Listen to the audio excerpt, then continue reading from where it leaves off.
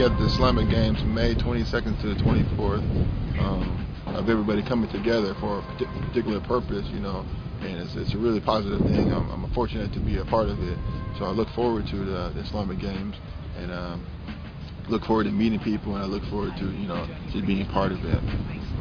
I've read my father's autobiography several times, and you know, I didn't know like the whole bunch of stuff about his childhood and his college career.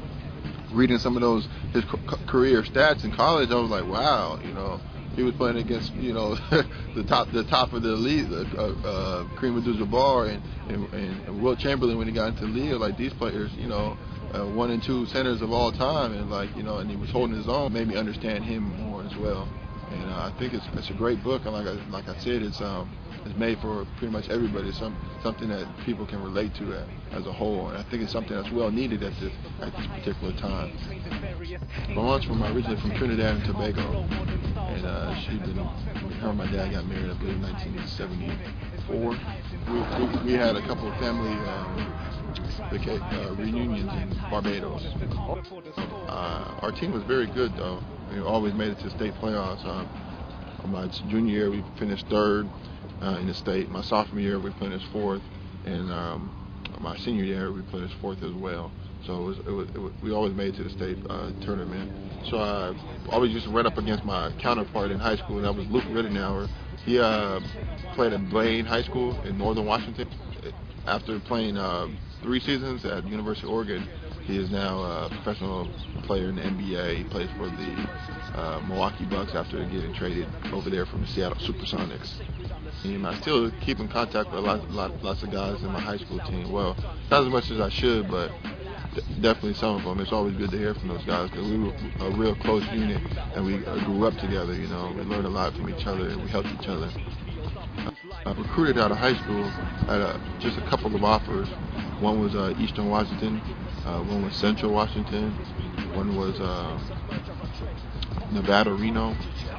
So my eye was on Nevada Reno, but they went through a coaching change in the summer, and through that coaching change, the recruiting process was negated. So a long story short, basically I had to sit out the first collegiate year and try to wait for a 4-year school to pick me up. So I attended Highline Community College, and I enrolled in Highline Community College with the intention just to sit there and go to school and keep my eligibility, 1 year of eligibility. I felt that with me on the team, we could be more successful, and that's what we were. We were very successful. I was successful as well. I was the newcomer of the year, and I believe our record that year was 24-5. So we only lost 5 games. At times we were the best team in the league, and we made it to the 3rd round of the playoffs before losing in the semifinals. Then I came back for another year. That was also the same year my son was born in 2000. I came back for another year, and this time we weren't as good as a team, a core team as the year before, but we had all the right pieces. And the important thing about that year is we gelled at the right time, right a couple of games going into the playoffs. We really started gelling, and we knew once we got to the playoffs that we were just going to win the championship, and that's exactly what we did. And so that was the one time I did actually win a completed season championship. Of course, I had won like league championships and stuff like that, but that one championship, I still have the ring today, and it was very special to me. From there, and I decided to stay here, stay in Seattle, Washington, to, you know, see my son and be around my son. So I signed a letter of intent to play at Seattle Pacific University. It's an NCAA Division II and a perennial powerhouse in Division II. It's a good fit for me to be a part of. As a junior, I was voted GNAC player, newcomer of the year, excuse me. I led my team in scoring, and lots of players who play from that team are still playing pro today. We went to the 2nd round of the playoffs before losing, but at one point in the polls, in the top 25, we were ranked 4th in the nation. So it was a lot of press and a lot of media, and it was fun to be around that. My senior year was a little bit more difficult for me, although I had posted better numbers. I averaged just right under 20 points a game. So a lot of the opposing defenses put a lot of pressure on me, and boxing ones and double teams and stuff. Unfortunately, we did not even make it to the playoffs that season. So that was a disappointment in my eyes that I wasn't able to make it to the playoffs in my senior year in college. After I was done with college, in early summer of 2003, I attended a training combine in Pennsylvania, Philadelphia to be exact, and players preparing for the NBA draft.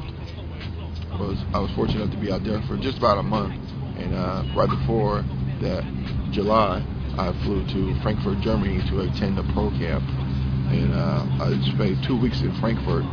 So I decided to play in Holland, and as a rookie, I played in Den Helder, the Netherlands, and it was a good experience for me.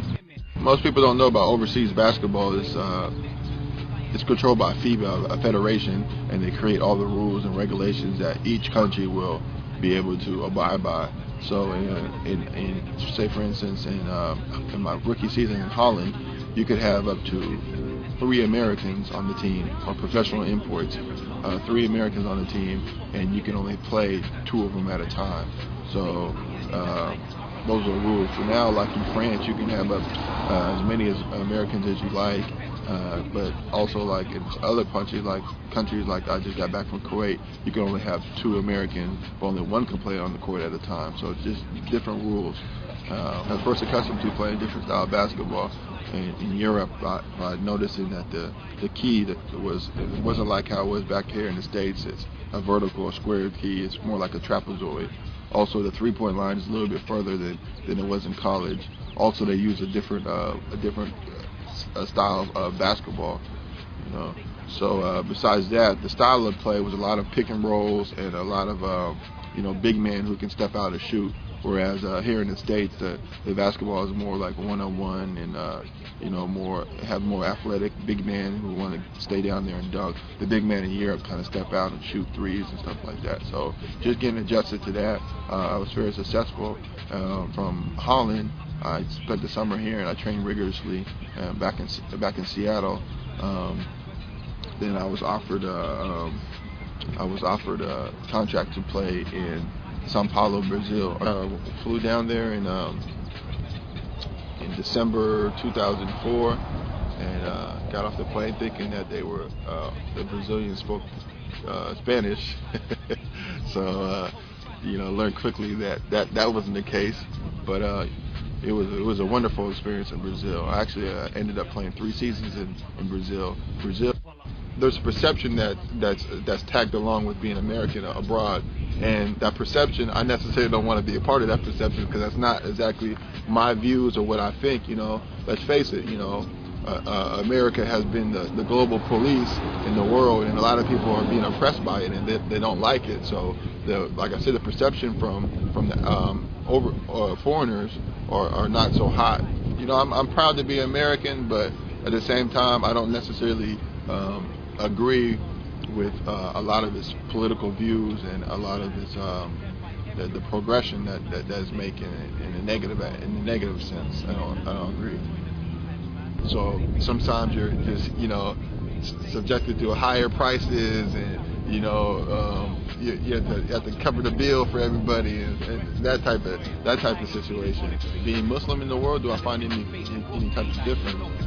For a minute there in the States, I did find you get treated differently than when you're overseas. So being overseas was almost a relief to be Muslim. You're like, okay, now I can really just be Muslim. And I don't understand why Islamic got to. Well, I understand it, but it shouldn't be that in my opinion. That for what some people do, you criticize and put the whole religion of Islam under a target, and that's really a setback. I mean, until we can get over that, the fear of Islam, I don't think that we can really understand. How can you understand somebody when you're really fearful of them?